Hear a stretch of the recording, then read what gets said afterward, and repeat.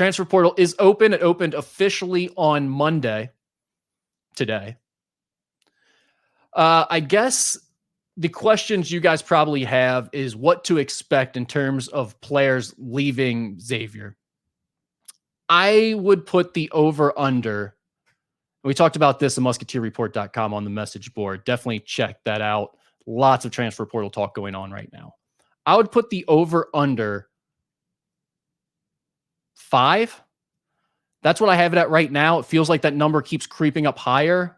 Started at 4.5. I've got it at 5, meaning somewhere between 4 and 6 right now is probably the right answer.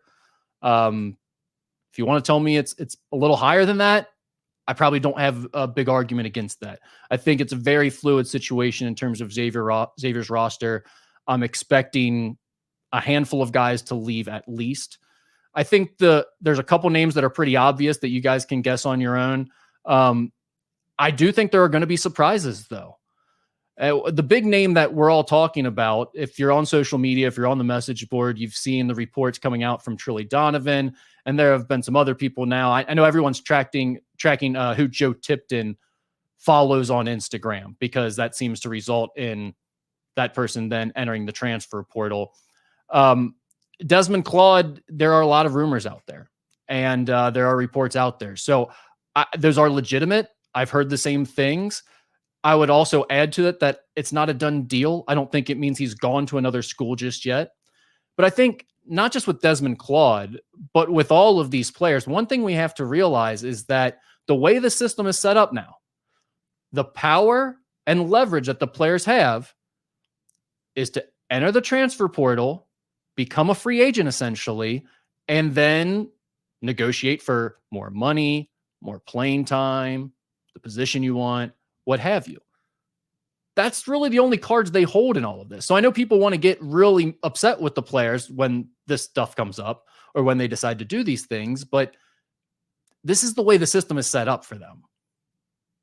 It's the only option they really have if they want to kind of improve their situation. So I get it's not always fun for fans, but I would be a little hesitant to crush these guys too much.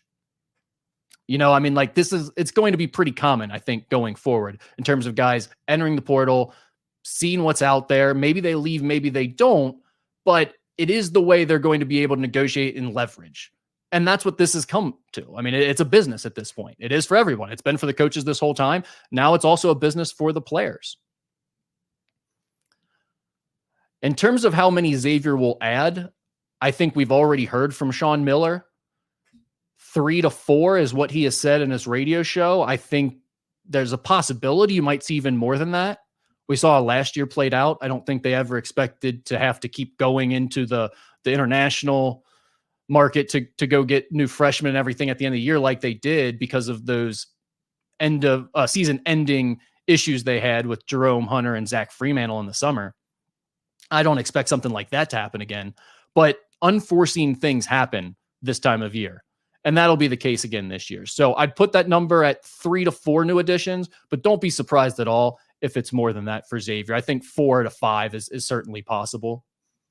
In terms of what they're going to prioritize, we don't have actual names yet. I mean, there are maybe a few that are starting to trickle out that you're hearing Xavier's name involved with. We'll have those on the message board as well. But in terms of what they're going to prioritize, I think first and foremost, you have to get front court help.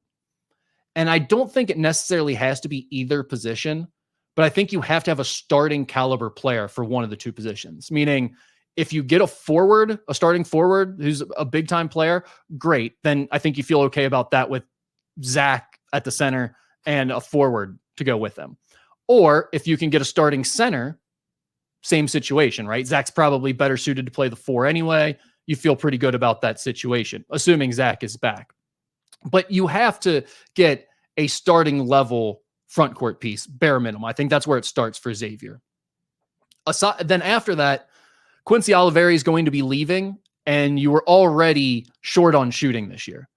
So adding shooting is an absolute must. Obviously, with Quincy leaving, that would make sense to add shooting on the wing. But adding shooting across the board, in my opinion, is a huge need for this team. So that's where I start with the transfer portal is front court starter, shooting, likely on the wing, And then from there, I think you can go some best available. I think you'll have to figure out what's going on with the point guard situation. Is Davion McKnight and Trey Green both back? Are you going to have 2 6-foot guards again this year, or does that get changed up? Do you need to find more size for one of those positions? Something like that. So that's probably where my mind goes after finding a starter in the front court and finding 3-point shooting help.